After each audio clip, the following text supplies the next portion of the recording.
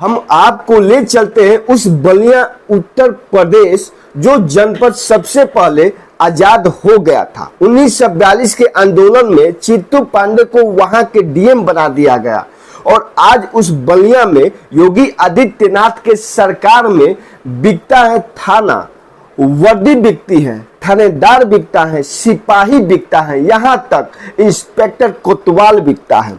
और वो भी कितने में? 500 में, 1000 में, 2000 में, 4000 रुपए में। पुलिस वाले का रेट खुल गया है, एकदम सस्ते। यह बात हम नहीं बोल रहे, खुद योगी आदित्यनाथ की सरकार बोल रही है, उनकी पुलिस बोल रही है। उत्तर प्रदेश में पुलिस की उगाही और वसूली का खेल कोई नया नहीं है, लेकिन पहली बार बलिया पुलिस की करतूत की वजह से पूरा महकमा शर्मिंदा है। हालत यह है कि पहली बार पुलिस इतिहास में किसी थानेदार का कमरा घूसखोरी के मामले में सील किया गया है। सबको पता था कि थानों में पुलिस खुलकर उगाही और वसूली का खेल करती है, लेकिन अब तक यह बात केवल कही जाती थी, लोगों के पास इसे साबित करने का कोई आधार नहीं था। लेकिन अब आजमगढ़ और एडीजी बनारस की संयुक्त रेड में यह बात दस्तावेजों में आ गई है कि यूपी में कोतवाली भी बिकती है और कोतवाल भी बिकता है। लेकिन जब एडीजी और डीआईजी ने वेश बदलकर अपने महकमे के वीरों की करतूत देखी तो उस घूसखोरों का रंग देखकर पानी पानी हो गए। अब पूरी चौकी सस्पेंड है, थानेदार के कमरे में ताला लगा है और पुलिस ने अपने ही भाई बंधुओं के खिलाफ घूसखोरी का मामला दर्ज किया है। डीआईजी आजमगढ़ वैभव कृष्ण के पास लगातार ऐसी सूचना मिल रही थी कि बलिया पुलिस के कुछ अधिकारी भरौली चेक पोस्ट पर उगाही करते हैं। बोले तो अवैध वसूली, इसके लिए इन पुलिस कर्मियों को विधिवत ड्यूटी में लगाया जाता है।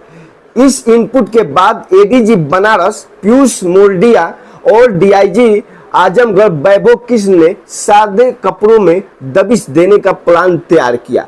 इसके लिए 4 दिनों तक लगातार रेकी की गई और जब पूरा मामला पुष्ट हो गया, वेरीफाई हो गया, तब जाकर दबिश की तारीख और वक्त तय किया गया। एडीजी और डीआईजी ने अपने भरोसेमंद अफसरों की संयुक्त टीम बनाई और 24 जुलाई की देर रात एक साथ भरौली चेक पोस्ट और कोटा डी पुलिस चौकी और नरही थाने में दबिश को दोनों सीनियर आईपीएस खुद लीड कर रहे थे। इसे इतना गोपनीय रखा गया था कि इसकी सूचना एसपी बलिया तक को भी नहीं थी।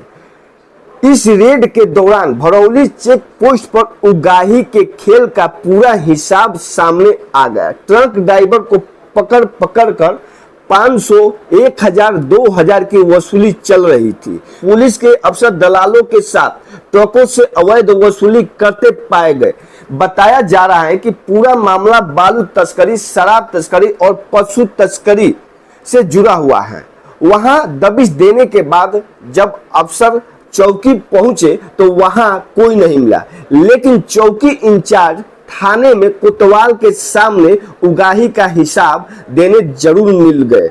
जैसे पुलिस वालों को पता चला कि डीआईजी और एडीजी की टीम ने रेड किया है, सारे पुलिस वाले थाना छोड़कर भागने लगे।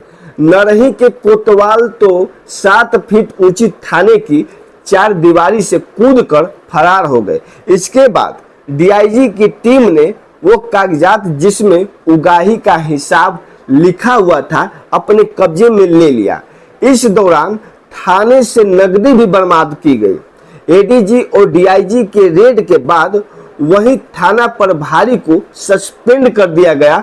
घूसखोरी के इस मामले में 3 पुलिस वालों और 16 दलालों को गिरफ्तार किया गया।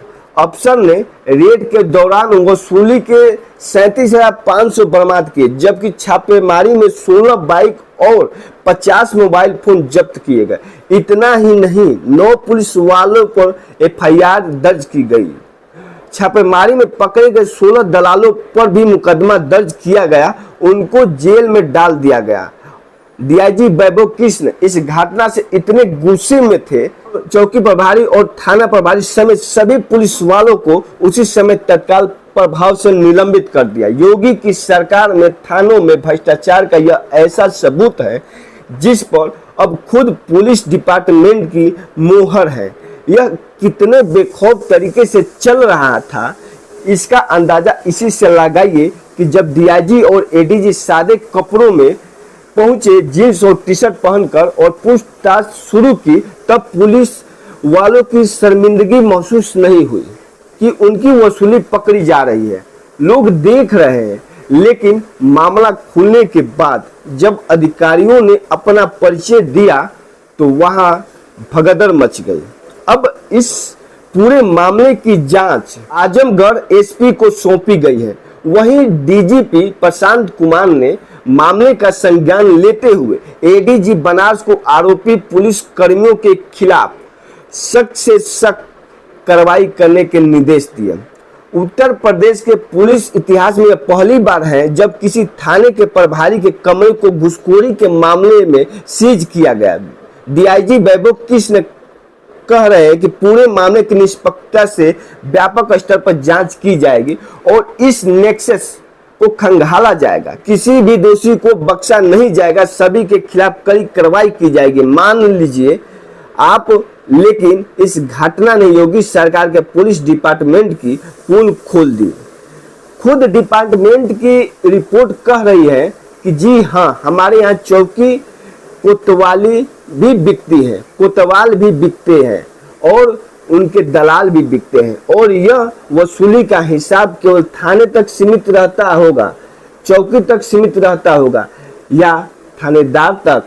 वैभव कृष्ण की गिनती ईमानदार अफसरों में होती है और उन्होंने अपनी तरफ से अतिरिक्त कोशिश करके इसको पकड़ा। कुछ लोगों को सजा भी हो जाए, लेकिन उसी बलिया जिले में 24 थाने हैं। पूरे उत्तर प्रदेश की बात करें तो 2015 पुलिस थाने हैं। इस दबिश ने एक बात साफ कर दी है, मुख्यमंत्री योगी आदित्यनाथ से थाने का एक सिपाही भी नहीं डरता। पुलिस महकमा जमकर जनता को लूटता है और किसी को कोई फर्क नहीं पड़ता। यह सीधे सीधे योगी आदित्यनाथ की कार्यशैली पर एक टिप्पणी है। डीआईजी आजमगढ़ वैभव कृष्ण ने खुद बताया कि यह थाना बिहार यूपी के बॉर्डर पर पड़ता है। इस एंट्री एग्जिट पॉइंट से रोजाना रात में कम से कम 1000 ट्रक गुजरते हैं। पुलिस वाले हर ट्रक से 500 रुपया की वसूली करते हैं, मतलब हर रोज करीब 5 लाख की वसूली होती है।